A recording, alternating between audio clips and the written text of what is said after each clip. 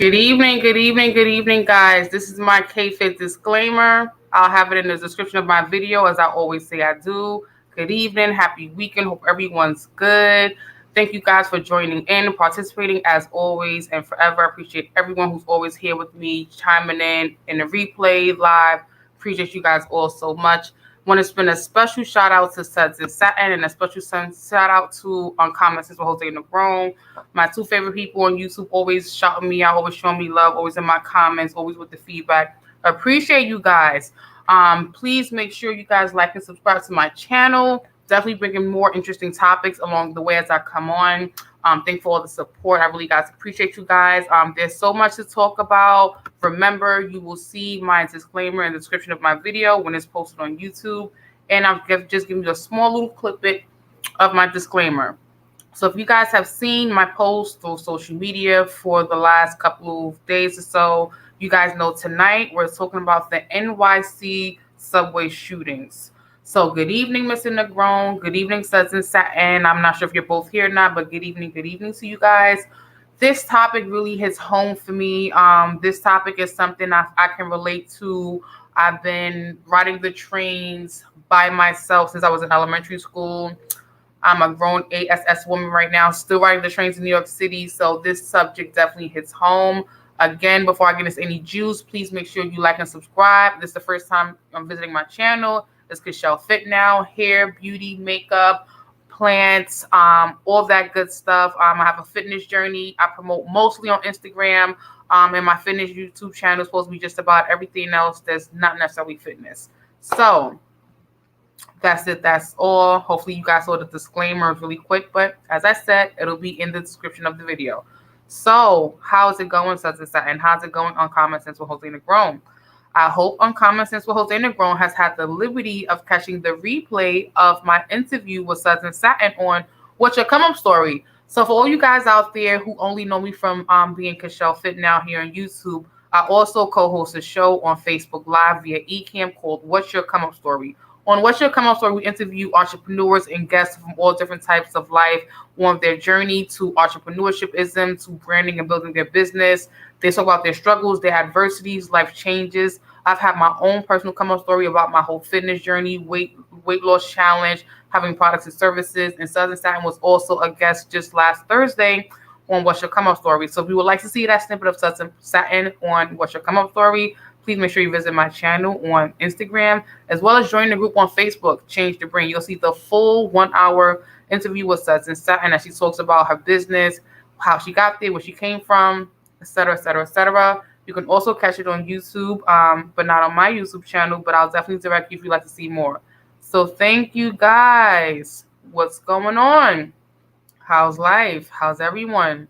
It's a beautiful day outside today, definitely well in the high 60s, which means everyone's outside, no matter if you're in New York, Atlanta, Florida, everyone's outside enjoying the great, great weather. So I want to talk about these shootings that are happening in the subway. I actually do not have any wine today. I do have like a little beverage here, and I will be sipping some of that. And I am just someone who just cannot wait to dive into this topic. Is it just me, or is it like what the French toast is going on in the world? Why do we have copycats alike everywhere? How could there be another subway shooting not even 2 months, 90 days later from the first one where many people were shot? The second subway shooting we hear was not necessarily on the platform, but there was an altercation between two individuals when someone was shot. So special shout out to that pink Moscato you have. I haven't had Moscato in a long, long time. So I definitely need to pick up some red Moscato, some rose, some yellow. Definitely need to get back into those Moscatos. I've definitely ventured off into the dark reds and different kinds of Moscato, different kind of wines outside of Moscatos, because Moscatos is all I knew for so long. I need to like broaden my horizon. So please feel free, you guys, again, if you're watching live on the replay, definitely throw me some tips and trips of drinks I can buy. Drinks that are, great tasting, sweet, tart, bubbly. I'm here for all of that. But do you guys want to comment, throw something in the chat about your commentary, your views, your feelings about these subway shootings? I'm very sure that if it's happening here in New York City, it's going to be happening other places. Not that we're pushing that out into the atmosphere, but It is what it is. As soon as we saw that first subway shooting underground in the tunnel where all those passengers trapped, we all hoped and feared it wouldn't happen again. And it happened like less than a month, 2 months later, it happened again. This time, there was no one underground in the tunnel trapped, and it was a one-on-one altercation. Still doesn't make it any better. The violence is out of control right now, especially in the train stations. It makes people like myself who take the train all the time feel, how can I protect myself? What can we do? What can I not do? Tasers are illegal. Knives are illegal. Box cutters are illegals. Our hands may not be strong enough to defend ourselves. Our spidey, sarcastic mouth may not be the right option. What do we do if we take the train 5 days a week, more than 2 to 3 hours a day, and we have to rely on it? What if we can't afford to drive in? What if we can't afford to take taxis? What if we can't afford to take other forms of transportation and MTA is just what you have to do? That falls into me. I cannot walk to work and make it on time. I cannot bike to work and make it on time. I cannot take a taxi to work all the time to make it to work on time. It's realistically, I cannot do that. I don't have the financial means to do that. I don't have the other resources to do that. And I just really can't. So what do the community people who take the MTA, subway, and trains do about this situation? Do we ask for them to allocate or reallocate money to different places? Do we strike? Do we ask our mayors and governors and politicians for safer trains? Are we ready for the amount of money they're going to tell us they need to provide to us to get us that when the fare is already $3 one way or $2.75 one way, depending on where you're coming from? Mind you, that's no transfer. So that's a one-way trip from point A to point B with no transfer or no kind of extension unless you're underground, connecting to other underground IRT trains. So what do? It's really a pickle of a situation because for me, I was born and raised in New York City my entire life. I've taken the bus and trains my entire life. And for all the times and years I've known of taking the trains, I've seen a lot of changes in the subway systems. I remember when we didn't have glass elevated marquees telling us the next time the train was coming. There was no advertisement for Bloomingdale's and Macy's on a wall poster in the train. We didn't have that. There was the red trains. I think they had like some darker colored trains.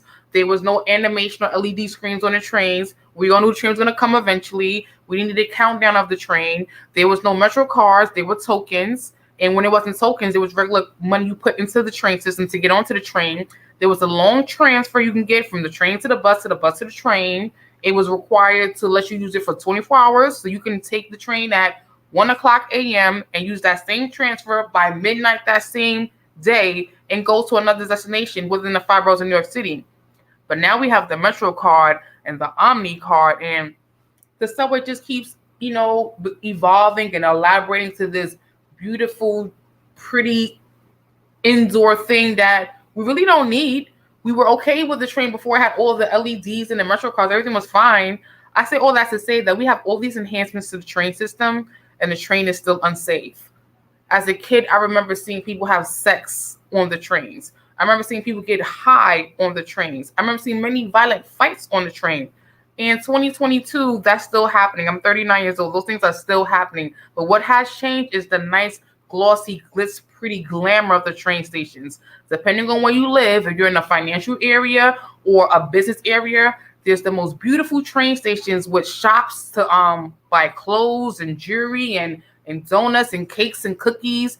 In other areas, there's no such things as that. Some train stations have elevators and wheelchair access. Some don't. If you're in Manhattan by Times Square or Port Authority or where the World Trade Center was, there's connections to New Jersey Transits and all these beautiful ways to spend money and, shop and dine in and distract you from where you really are. Kind of like how the Penn stations look and the Metro North areas look.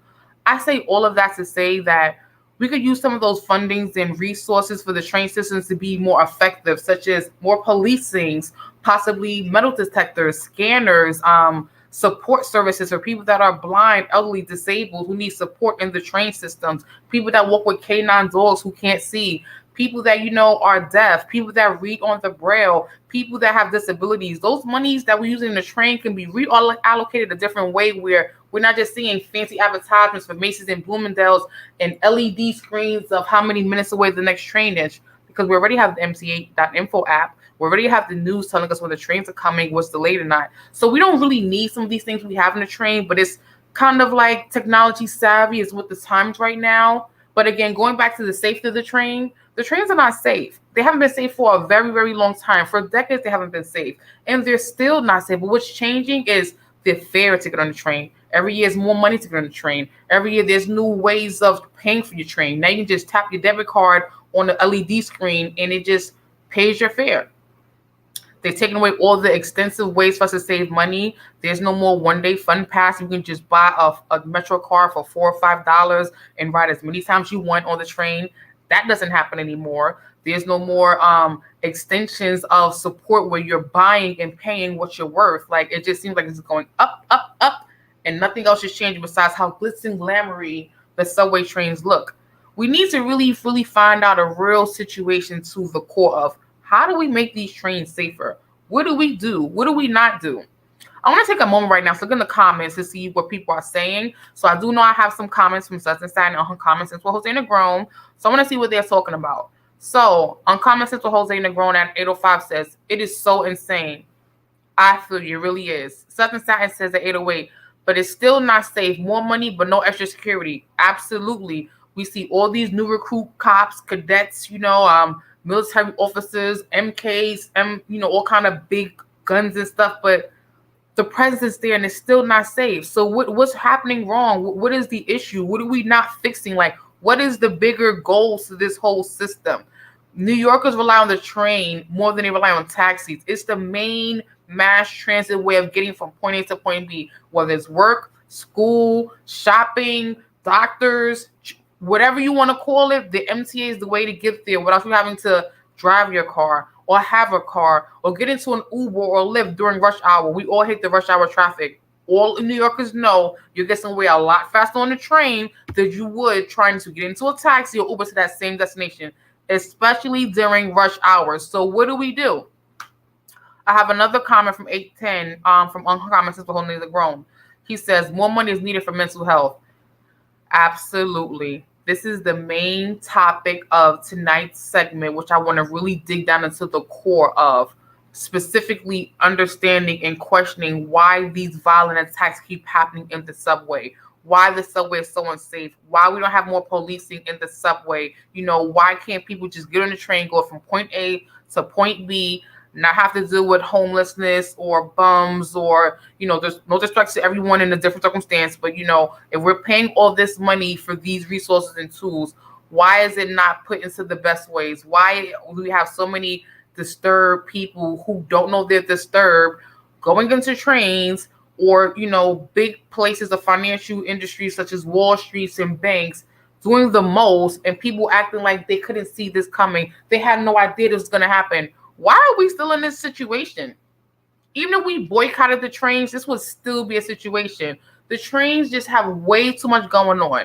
From the summer times when, everyone's out, there's tourists, to the winter times where, a lot of people of mental illness and homelessness are in underground and we don't know what their mental mindset is. And they probably are not just sleeping, but having other motives. But we can't really say that without having real assurity and security and statistics and data. But people who take the train know exactly where I'm coming from.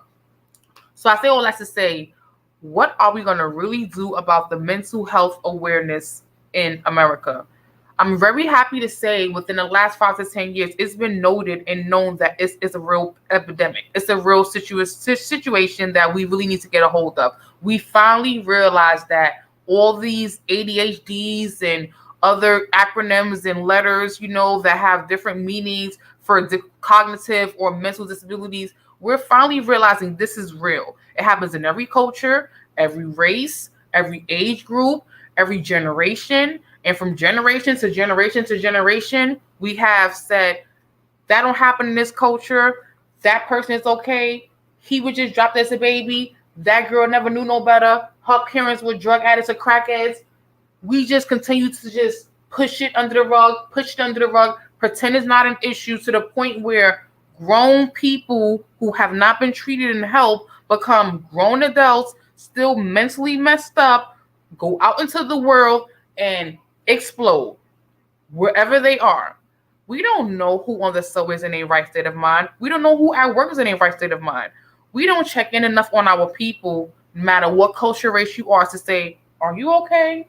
Do you need help? Are you going through something? We don't do that enough. And it's to the point now where we can't even take the trains without worrying who's going to hijack the train, shoot up the train, bomb the train. And these threats have been going on for a very, very long time. But it all comes back down to the mental health and wellness and awareness of people that suffer from these disorders. Now, how do we know? We don't know. But what we do know is we need more rules, politics, more programs, more funding, more resources, more ways to connect with people that need this type of support. We need to stop just saying that person is this way, or that person was like that, or their parents was like that, so they're going to. No, that's not the answer. It's not okay to just keep saying that someone is like that because it was in their family. That person still needs help. And it's up to someone who knows someone to try to get someone some help. Now, mind you, at a certain age, it is true, it's hard to get a grown adult to get help. I have it in my family. You have it in your family. We all know someone in a family that has some kind of mental health awareness abuse, or some kind of drug abuse or substance abuse, and we all know that person needs help, and we all look the other way because it's not none of our business, or we don't want to deal with it because we got our own problems at home, or we got our own kids, or our own husband, or et cetera, et cetera, et cetera. You get where I'm coming from, right? So how do we change the situation, making the train safe? The best thing, in my opinion, is to tackle it at head. Mental health awareness. We have way too many individuals who are suffering from conditions such as depression, low self-esteem, anxiety, insomnia, suicide, etc., etc., etc. And it all goes down to people not checking in and people not ensuring that people who need help get the help, and us making excuses for those people because of who they are, the relationships they are to us, how they show up to us, how we feel about these people. It doesn't really, make the situation any better because we have grown people growing up, with the same disorders and issues they had as a child, and they don't know what to do with those feelings or emotions. So anyone want to chime in, definitely chime in, drop some comments, some jewels, some tea, some coins, whatever you want to say. Drop it in the chat right now. Let me know how you're feeling about what I'm saying, because at the end of the day, I have to take the train to go to work. I don't have another ulterior motive of how I'm going to get there. So what do we do as a whole? What do we do? For women, I feel the best we can do is be more vigilant, be more cautious, be more aware. Don't be so distracted.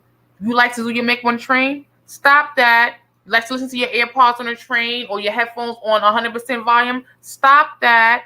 If you need to feel like you need to carry something, a rock, a pebble in your purse, maybe you should do that, because there's no way you can guarantee police or a good Samaritan is going to come to your aid in your time of need to help you. There's a great chance that's not going to happen, but I hope it doesn't happen to anyone watching this stream or anyone at all. But the reality and truth of the matter is, it's happening every day in New York, Chicago, DC, Washington. It's happening everywhere. However, us being in New York watching TV, we're seeing it over and over and over and over again. And all we keep saying as citizens in the community that rely on MC is, what are we going to do? Now, let's be mindful. We cannot ask for certain help and resources without MCA and the city and the government saying, well, we're going to need to raise the prices on X, Y, and Z to make this happen.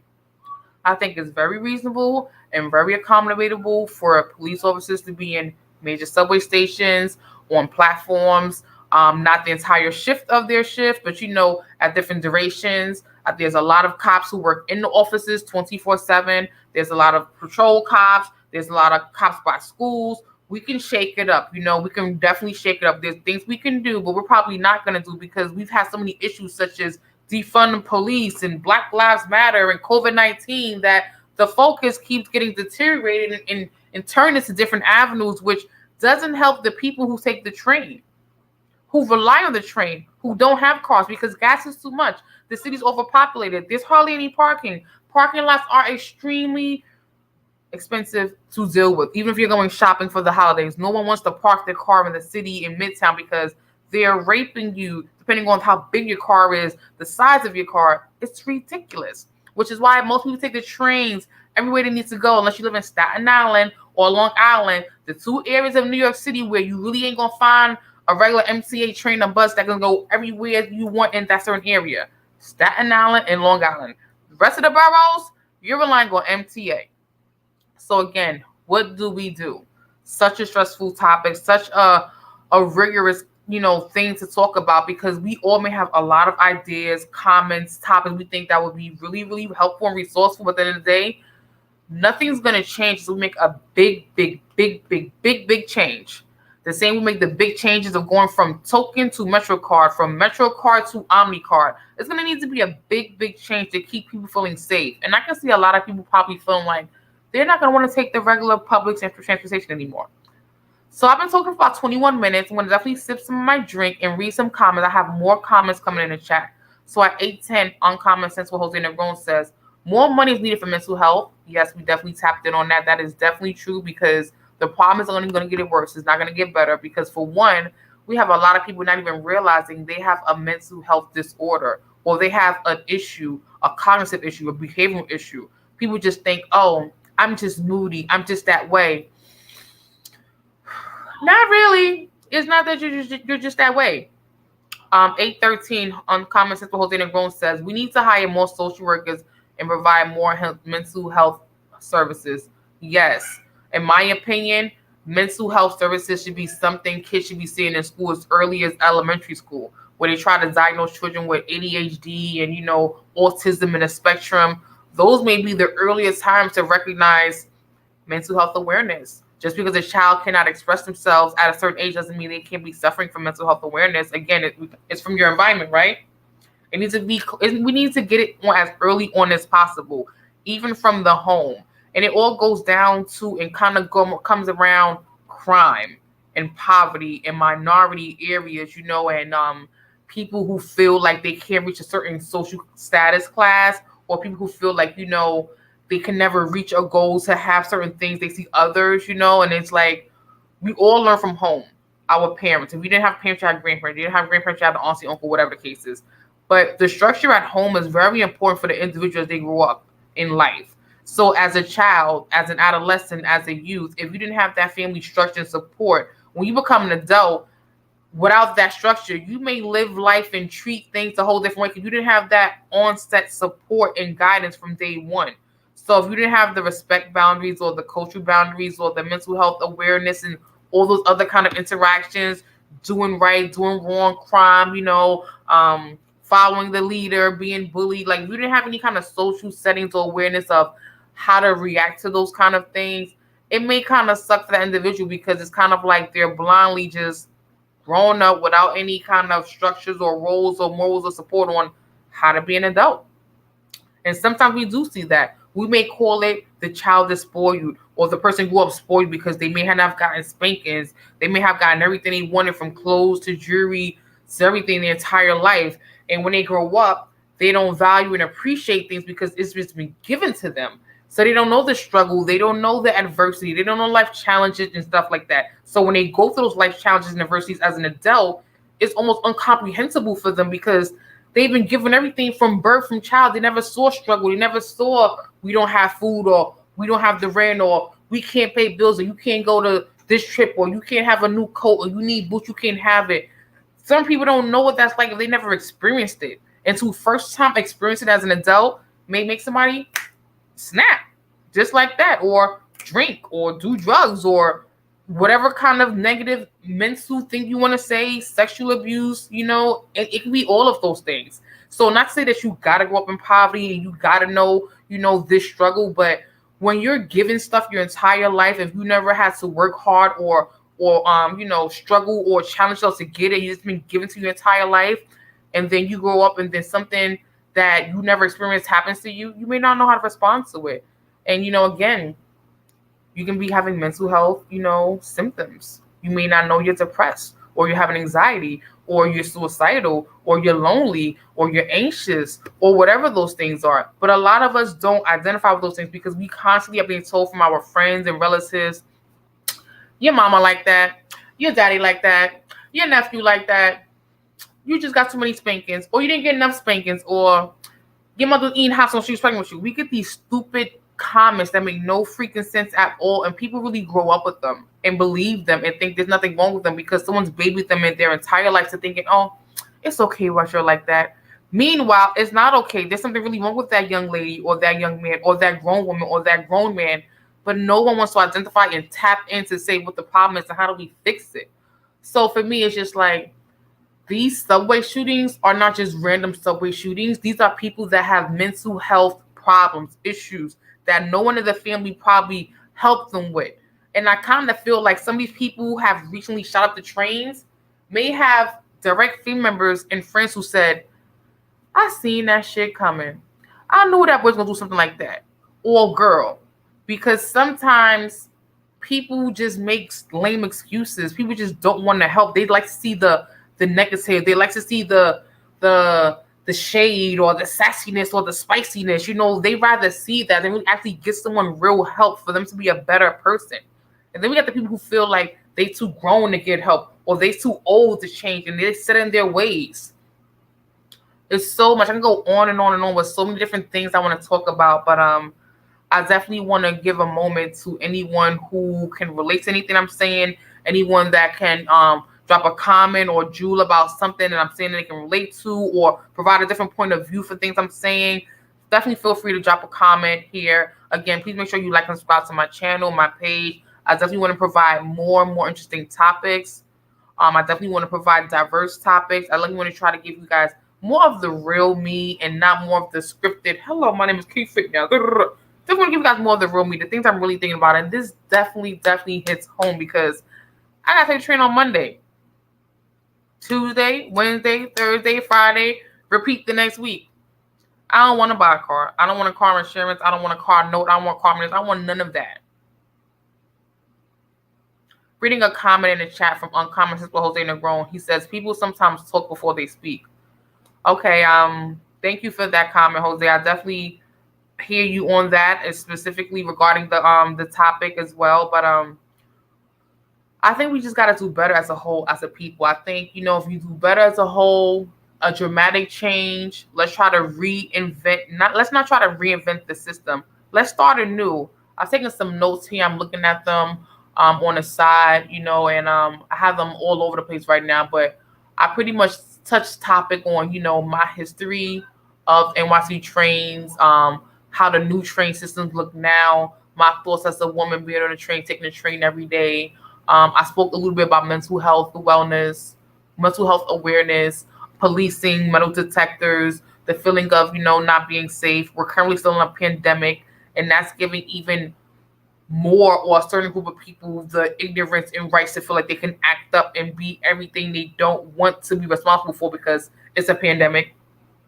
Like people just not paying their bills because it's a pandemic. Or I ain't paying my bills because it's a pandemic. I got other things to do. Or you know what?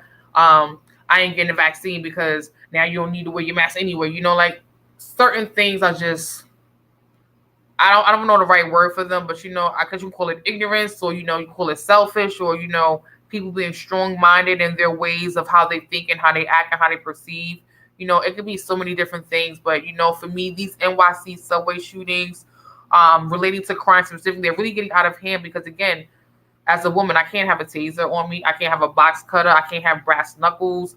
I could be arrested for having those things on me as a woman, although it will just mean that I'm trying to protect myself from someone else. So how do you protect yourself as a woman or a person who has to take the train and you can't carry things that can protect you? What do? Do you write to your chancellor? Do you write to your politician? Do you write to your local counselors? What do for fast, effective change? ASAP. There's really not much you can do. You can probably think about maybe carpooling, maybe traveling to work with someone, maybe taking alternate routes to work that doesn't include the subway, which may make your commute a little bit longer, but those are all the other things you can do. Maybe ask someone to drive you to work sometimes, catch ride with someone else to work, Those are some things that may work, but let's be real, that's not going to work 365 a year, right? It's definitely not. So what do? That's the big question. We're going to sit here and watch the news and watch for information such as, are the trains going to be late? Is there another subway crime? And with that information, what control do we have that we can get immediate reaction for? Not much. Again, I feel for me personally, thinking about all the things that have been happening back to back, this is a situation that needs to be rectified with the people. With people, all people, family members, people that needs positions of authority, officers, transit, parents, activists. There's so many people that can get involved to make this a safer situation. Now, granted, New York City is not the only city that has a subway station. Chicago has one, DC has one, and I'm pretty sure many other states do as well. And I'm pretty sure in those other states there's crime, there's panhandling, there's vandalism, there's all the same things we're getting here in New York City. But at the end of the day, it's like, what's different here than it is there?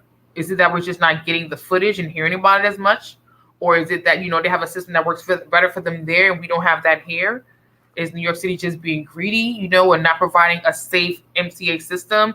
Are they not allocating money the best way so that everyone can be safe on the trains, Instead of the train fare being higher, can that money be put into scanners, officers at every train station? Is that possible? Is that plausible? Is there someone who's going to come up with a bill or an act to make that something that can realistically happen? Are there going to be dogs in the train station now sniffing bags for guns and paraphernalia? Like, what do we really do? We all can do things that we think can work for us, but in general, there's the season where there's chain snatching, the holidays when we're shopping. People take this transportation time sometimes versus taking taxis because, the fare goes up during the holidays when people are traveling. Ubers are higher, yellow cabs are higher. People trying to make more money because people are so greedy in New York City. It's always about money, money, money, money all the damn time. It's just so freaking annoying sometimes. So it's like at the end of the day, the system is broken. The same way some people feel like the judicial system is broken, I think the system is broken. I think we really, really need to be very wary and, when it comes time to the voting and the politicians knocking at the door about getting your vote and the mayors and the presidents and the governors, everyone's trying to ask you to take their vote. We need to start really asking for things we want when these times come around where people want our vote so they can get us over. We really need to take advantage of that, especially if you actually are voting during the nominaries, the pre-elections, the election. If you're one of those people that's voting all the time, you may need to be one of those people that needs to be in the hands of the offices or have the contact number for the phone number or the email address to write someone to say what your community needs, what your community wants, how you will feel safer. Because we can't always take this out of our own hands. This is why things are happening now where people just shoot up the train stations. We can't always take this out of our own hands. So we need to actually come up with a real plan, educated, where it seems that we'll be taken seriously for the things we want. I have some more comments in the chat. I see Uncommon Sister Negrona saying, if you can have more ways than one to get to work, that'll be an option. Absolutely. A lot of people don't have more than one way to work. Like for myself, I live in Lower East Side Manhattan. My work is in the Bronx, New York, by Yankee Stadium. So I can take about 3 or 4 buses to get to work, but I'll be leaving my house extremely earlier, and that would be a choice I would have to make that happen. I could have walked to work, but again, that would be taking me an extremely long amount of time, and I'll probably be really sweaty and thinking by the time I get there. So yeah, we may just have to figure out ulterior ways to get to work because what can we do? Uncommon Sister Jose Negron also says our subway system is unique because it runs 24/7. Absolutely, it runs 24/7, so it is unique in that way. However, it's really contradictory as well because we have many subway stations in New York where we have an MTA vending machine, a token booth clerk with a clerk in it or not in it. Now, I don't understand the reason of having a token booth clerk with someone not in it and then having an MTA machine outside of that with no human being. That makes no sense to me at all. I don't even see the sense of having a token booth clerk with a clerk in it in the MTA vending machine. What is the point of having both? We only need one. This is where our money is going, wasting dollars. We don't need both. We either need the person in the booth or we need the machine. So if the machine is going to mess up, we don't need the machine until it's perfect. If it ain't going to be perfect, we can wait for it. The human being can help us answer questions, directions, navigate, give us change, not give us change, help us find out how to get to point A to point B. The MTA vending machine can't do that. Don't talk to us. Just give us money for metro costs and change. The human person is better. But someone made the executive decision to say that we don't need a token booth clerk in every train in New York City. So now we have all these MTA machines that don't speak to you, that people have learned to manipulate and maneuver to break them, to force you to buy fares from them illegally. But still, we're here at this point. So what do we do? Excuse me, I still have like some germs from like a whole week ago that should have been left. The doctor said, "Oh, it's gonna take its course." I feel like it's been going on 2 weeks. I've been like coughing, having the stupid germs. Like it's so crazy, but not COVID. So yeah, I'm good. But this topic really, really hits home for me because I feel strongly about buying a car. I don't want a car. I had a car. Living in New York City in the Manhattan, it's hard to find parking. The city's overcrowded, so I'm really good with not having a car. Uber and Lyft is really not my thing like that either. I have some feelings about the transportation. This is good, but it depends. There still needs to be some tweaks with the whole Lyft and Uber ride experience. I'm not such a big fan of it. I don't find myself doing it so much, but I'm trying to think. I just may need to find a job closer to home where I don't have to be on a train for an hour or two. Maybe that's the reality for me. Maybe I need to find me a job where I don't have to rely on the MTA train. Maybe I need to find a job where I can walk to work, where I can bus to work. Maybe that may be my situation. What everyone else thinks, maybe, here or there, I don't know. But I know a lot of people that work in the borough and live in the same borough that they are in. I'm commuting from Lower East Side Manhattan all the way up to the Bronx, New York. And again, I'm by 161st Street, Yankee Stadium. That's about a good 45 minutes to an hour both ways when I'm commuting to work every day. And that's not including me having to stop in Harlem to pick up my child sometimes when this after school program when life was normal. But since we've been in a pandemic, there's been no after school for her, so I've been picking her up after school. Luckily, I've been having her father be able to pick her up for me, so that's been grateful. I'm not on the train more hours than necessary. But again, what do we do? It's almost to the point now where I feel like, outside of the shootings and crime, outside of the shootings in the MTA train stations in New York City, I'm starting to feel like, the best way to lower crime, and I know people are going to hate me for what I'm about to say, but the best way to lower crime, specifically with children ranging from the ages of 16 and under, these youthful offenders, these young adults that look grown as me and you, such as that, and the conversation with Jose and grown, but they like 14, 15. I'm starting to believe that the best way to help minimize the crime for this specific group of people is to start to begin to hold the parents accountable for their children's actions. So, for example, if you have a son or daughter who's under 16 years old and their problem, they're constantly in and out of jail, they're constantly breaking curfew, you can't control them, you call the cops on them, you have a pin warrant on them, you have paperwork saying that you're out of control and you can't take care of them. If that child commits a crime, that should not necessarily be on the parents' faults. However, same situation, male or female child, 16 and under, parent does not have any paperwork saying they cannot control the child. Parent has no interaction with the child, has no control. Like if the parent has nothing on the child and they know their child is this type of child, I think that parent may need to go to jail with their child, hypothetically, depending on what the crime is, if they are aware that their child is out in the streets all day doing no good and no bad, and they're not trying to put a stop to it.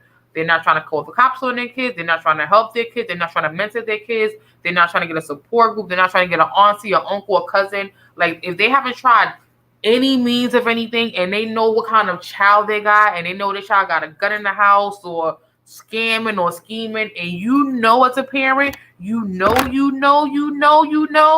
see the receipts, you see the evidence, you see the social media, and it's your child, and I'm sorry, but you may need to go down with your child until your child realizes that what they do in the streets affects the mama and the daddy they were in the household too. Sorry to offend anyone. I'm saying if it was me and I had a son who was stealing from me, putting hands and feet on me outside in the streets with guns and stuff like that, and he won't listen to me and his father, I'm going to call the cops on him too. Sorry, son, but you can't have me in fear in my own house of you, and I gave birth to you. That's not how that's going to work for me. But again, everyone has the right to say what they want, feel how they want, judge how they want. But I think that may have something to do with some of the crime in certain towns and certain cities. If certain parents can get ahead of certain situations when they know 99.9% of the time if their kid is in the wrong. Now, if you don't know your kid is in the wrong, different story. However, every kid is not in the train station vandalizing. Every kid in the train is not shooting up people. Every kid in the train is not doing something wrong. However, there is that population of children hence Trayvon Martin, hence other Black and African American Latino children we've heard about who've been taken from us early too soon. Some of the parents knew what their child was about. Some of the parents did not know. For the parents that didn't know what their child was about and they was calling the cops on their child, I think, those parents, if they haven't taken any steps to correct the child, give the child help and anything, and they have no control over the child whatsoever, they're in fear of the child, it's time for them to step up to the next level of authority, whether that's a judicial system, court, judge, officer, to say, listen, this child's out of my control. I fear my safety of myself and my loved ones, and I give my child to you. We got children killing parents. We got children killing grandparents. We have children killing siblings. It's real out here. Crime is on a whole nother fashion right about now. And, at the end of the day, we all love our children. We all love our family members. But, when you're in fear of your own child, that's a whole different conversation and topic for the world, because that could be your life just going in the eye. I watch a lot of murder shows. I work in the DA's where I see body cam of deaths and sexual assaults every day. So these things are really real. They happen all the time. But a lot of us want to pretend they don't happen. We want to brush it under the rug. Like, well, his father was schizophrenic, but he may have a little sprinkle of that. Or her mother was ADHD. She may have a little tab of that. It's not funny. It's not funny. Mental health awareness is a real serious thing. Stop making excuses for people because of who they are in your life or how they show up to you. If someone in your family needs help, they need help. Now, if this is a grown-ass person, excuse my French, and you feel like they should be able to fend for themselves, that's one thing. But if it's a child, support that person before they become a grown person who can't control life or handle life or deal with life because they had no guidance from jump. So I'm starting to believe, again, going back to these subway shootings, that maybe these two men, not making excuses for them at all, I'm not making any excuses from any of the men who shot anyone in the train, nor who took a life, nor injured anyone. But listen up, maybe these two men who recently shot up trains in New York City or killed people in the trains, maybe they came from broken homes. Maybe they didn't know they had mental health awareness problems. Maybe no one took the time out to ask them, do you need help, or how to help them or support them. Maybe no one knew. Or maybe people did know but made excuses for them to say, you're going to grow out of it, you're going to be all right. It doesn't make it better. It doesn't justify anything. But again, mental health awareness is a big thing. We cannot keep throwing a blind eye to what's happening consistently time and time again and keep saying, oh, well, his daddy used to drink. Her mom was a crackhead. They dropped her. No. Look what's happening. It's happening more and more and more and more and more. Sometimes it's happening so much that we're forgetting about it. We're thinking, oh, did I hear that story again? Oh, that was in Chicago. Oh, that was in... We're getting normalized to it. We're getting so normalized to these crimes and situations of shootings and trains and children killing their parents and their kids. That's like, oh, where that one happened? Tennessee? We're getting normalized to it. This is bad. This is so bad because it's not normal. Number one. Number two, it's like we're not doing anything about it. What do we do? That's the golden topic question. What do we do? Shout out to all the parents out there, first of all, because I'm a parent of two daughters. My oldest daughter is 23. My youngest daughter just made 13 a few days ago, actually on the 28th. There is no rule book with parenting. You don't know what to do straight off the bat. You don't always necessarily do what your mother and father did or what your cousins did. Sometimes you're learning along the way. Sometimes you have friends that help you. Sometimes you don't. Sometimes you want to do stuff so different from everything you remember that you don't want no damn advice. So I understand that some parents may feel like I did the best I had with what I could. I really, really believe that. I think my mother and my father did the best they could with what they had. Was it the best? Absolutely not. But do I recognize for them at the time where they were was the best? Absolutely do. I now have grace with them because you know what? Now I have two children. My children have different fathers. They're 10 years apart. They're two different types of children. They have different wants, needs, desires, personalities, mindsets. And what worked for daughter number one did not work for daughter number two. Just like pregnancy number one was different from pregnancy number two. And I say all that to say that, it's at home. It's with the parenting. Again, there is no rule book. You don't always get it right. But the child who isn't helped as a child becomes a child, and an adult body does not help as an adult. So I say that to say, we know when people ain't right. We know when people need help. We know sometimes when someone ain't looking at you the right way, they're not acting normally, their behavior is off, their cognitive is off, their mental is off. We all know the signs. Now, we know more when it's someone in a close circle to us, a cousin, a niece, a nephew, aunt, mother, boyfriend.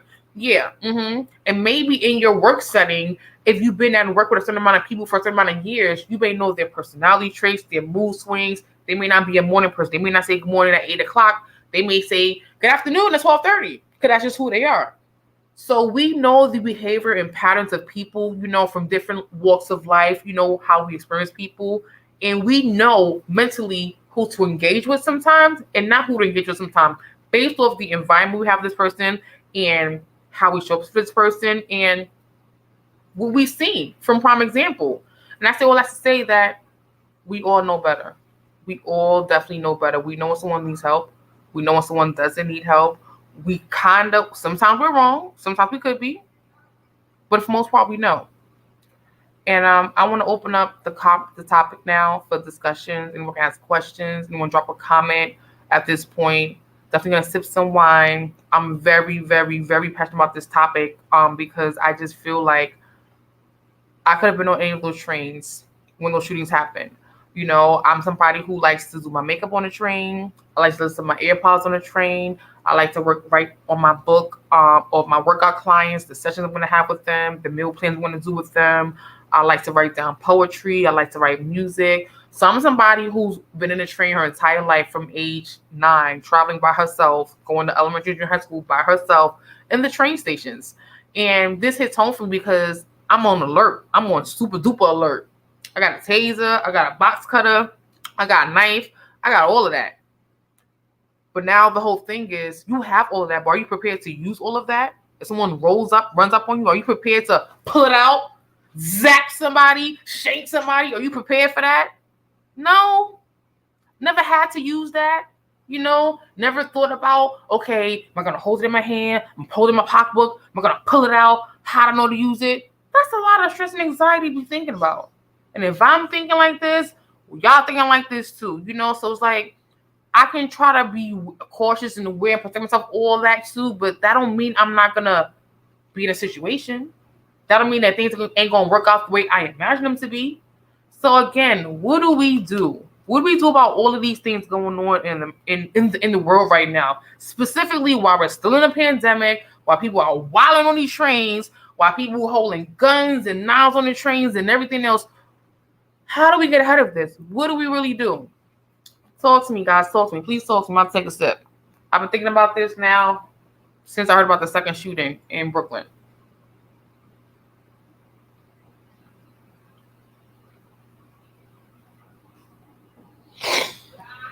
I told myself this is going to be a short video.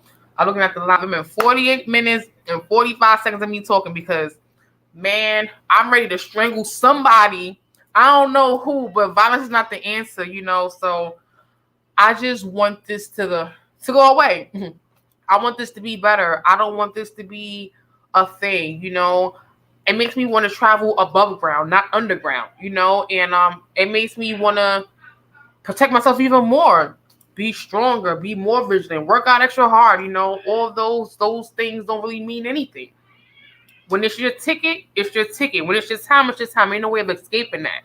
However, it's a damn shame that you can't take the freaking train to work, to school, to your destination without somebody coming on the train with an attitude that has nothing to do with the passengers on the train, and now they're at the budding edge of what's going on in someone else's cognitive brain. That's so screwed up. It really, really is, But again, if I'm thinking this, that means someone else is thinking this. I'm not talking out the a-hole or the ear hole because someone can relate with me somewhere, somehow. I know this. Excuse me. So I'm just thinking right now, at what point is it going to be enough? How much more is going to have to happen underground in the subway for someone to say, we need abrupt change now? Again, this topic does not mean flood every train station with police. This topic does not mean flood every train station with metal detectors. Because again, all of us woke people know It starts with home, the environment, the individual, what's going on in the person's mindset, what kind of support they got, the foundation, how they grew up, mental health awareness, what they dropped on their head, all that generational BS, whatever the case is. People need help. People not gonna always ask for help. We have to be able to recognize when people need help. And again, when it's in our close circle, it's easy. But when it's not in our close circle, it may be a little bit harder because we may not know individual, how they act, what their behavior pattern is, the signs, the red flags. We may not know. Again, if you or I was on that train station, we would not have known the behavior of that person who did what he did, so we don't know him. But someone who's cautious, vigilant, aware of their surroundings is just ready for anything too, because they're just never distracted. They're always watching their back, their side, their shoulders. That's that person.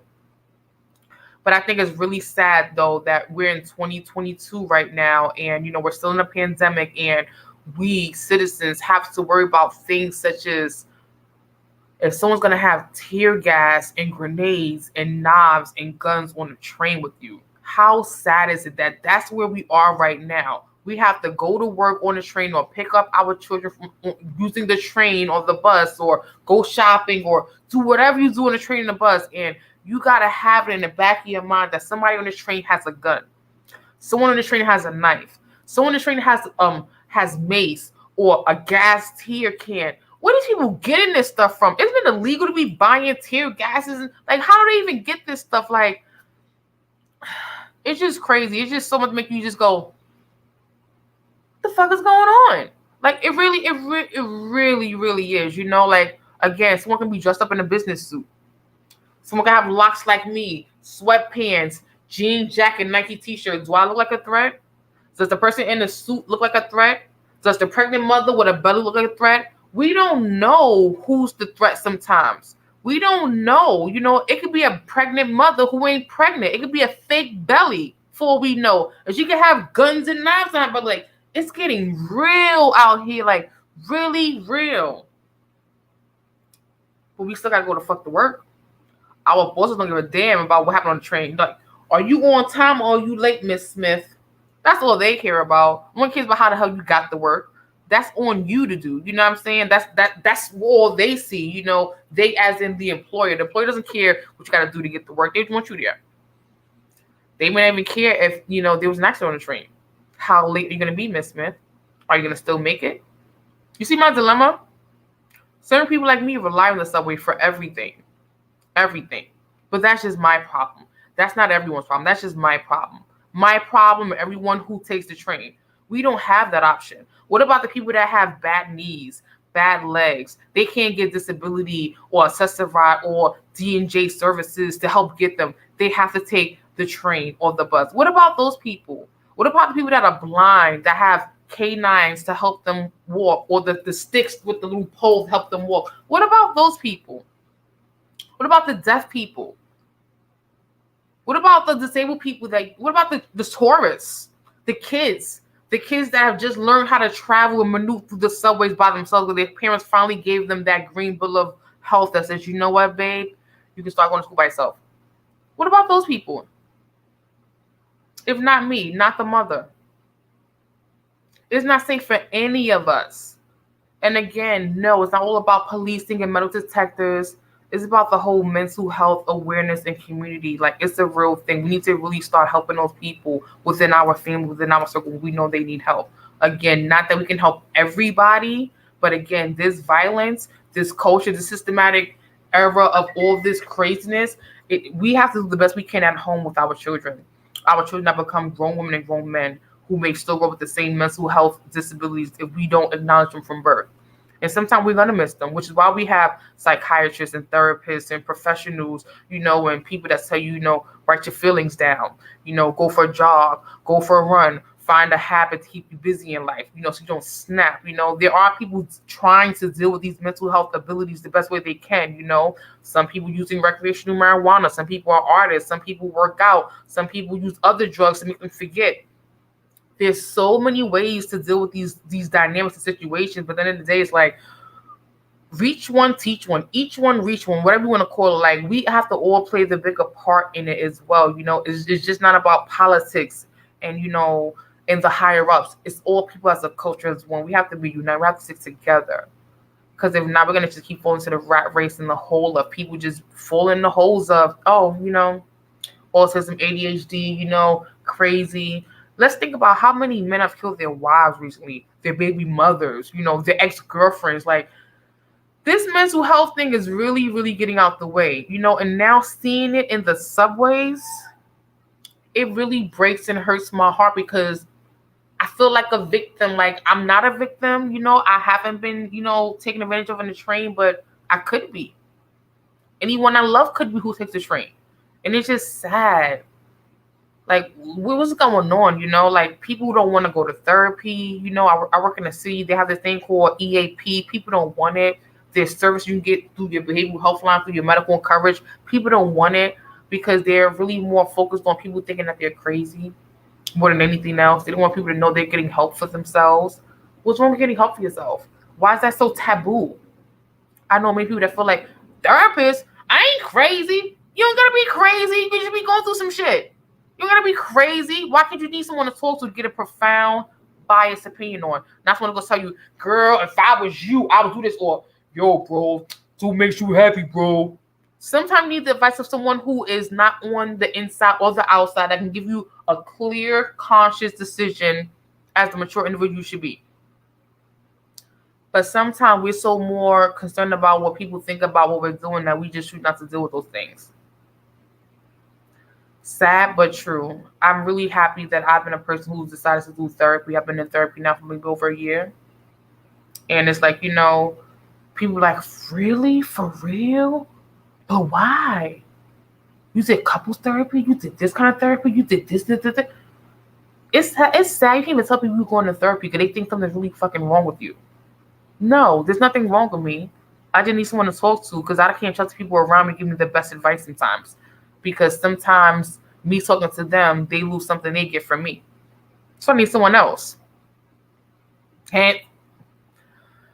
But thank you guys. Thank you for letting me rant about this subway madness, about the NYC subway shootings. It was a really important topic for me to discuss today. I hope everyone who watched in the replay or live got something from me from this topic. Hope everyone who knows someone who's going through something can be helped in some way, whether you're reaching out to helping yourself or you're redirecting them to find some kind of support, whether it's EAP, the behavioral health system on the back of their insurance card, or NYC Well, or whatever kind of therapy or therapist or psychologist you may want to advise to someone. But please know, mental health awareness is real, and these subway shootings are not going to stop. These killings of women and children and wives and girlfriends are not going to stop. In addition to that, crime is not going to stop if we don't try to head on at home, help and support our children and family members the best we can early on, ASAP, before it gets too late. Again, going back to these shootings that recently happened in the subways, I don't know if these two individuals have mental health awareness, mental health disabilities or any kind of cognitive behavioral issues, I assume they may have. I don't know. I don't really want to judge and speak too much, but I know it affects me when it comes down to my safety in the trains and feeling uncomfortable or nervous or fearful to go to work or to go home from work because I'm in the subway underground where no one can reach me. No one can help me. I can't get a cell phone signal out if something happens. It's just me and whoever it is fighting for our life, God forbid. So I want to spend a special shout out to all the victims of all the people that have been hurt, deceased, expired in a train shooting or anything like that. My condolences to you all. I'm hoping and praying for a better society, community where we actually love and care for each other and look out for one another and not just turn our head and throw out our phone and start recording till we see something. I hope and pray for a day when this is not something we're talking about or something we're doing, but it's, we have a solution. We're going above and beyond and we're helping our family members, those who need help, whether we understand it, identify it or not. We're doing the best we can to have the right services in the schools, in court buildings, in community areas, in poverty areas, minority areas, low income areas, wherever that support is needed. Hopefully we get it one day soon because this is really, really getting out of hand. Guys, that's really it and all for me. Thank you so much for joining me for Wine and FaceTime tonight. I really wanted to get this out of my heart and soul because it bothered me so much. But before I go, I want to just read 2 comments I see in the chat from Uncommon Sense with Jose Negron. He says at 8:56, it is hard for some people to seek mental health. I agree. I was a person like that. It was hard for me. I thought ain't nothing wrong with me, but I realized there really was something wrong with me. And I just didn't want to face it. I didn't want to deal with it because I wanted to be normal. I wanted to be just like everybody else, but I wasn't. And I'm not. I'm me. I'm KFIT. And KFIT's not like everyone else. And I'm happy I was able to get the services I needed regularly to help me feel and, be the person I want to be and get that support however I needed it, because it took a lot for me to get there, but I'm so grateful I'm there now. And I wish I would have did it many, many years earlier. So if you need help, you need support, you need someone to talk to, you feel like you're losing it, you feel like life ain't fair, please make sure you reach out to someone for help, whether it's on your insurance card, NYC.well, you call 311, you speak to a family member, a coworker, someone you trust, someone you know that have the right mindset to guide you in the right place. That's it. That's all for me, guys. Have a great weekend. Be safe out there. Watch your back. You know what I'm saying? If you're on a train, definitely, pay attention. Lower your volume on your headset. Don't do your makeup. Don't do the crossword puzzle. Pay attention. Look in front of you. Look behind you. Try not to be too close to anyone. Don't bump anybody. Say excuse me. Say sorry if you need to. You never know the mental health mindset of the person on the train with you. You never know what the person on the train with you has, in their possession. Just because you don't see it doesn't realize it's not there. Just be safe, be smart, do the best you can, and, stay prayed up. Till next weekend, Saturday, Wine and FaceTime at 8 p.m. next week. I will see you guys later. Take care. Have a good evening. It's been so real. Special shout out to Uncommon Sense with Jose Negron. Super special shout out to Suds and Satin. Peace out, y'all. It's been real.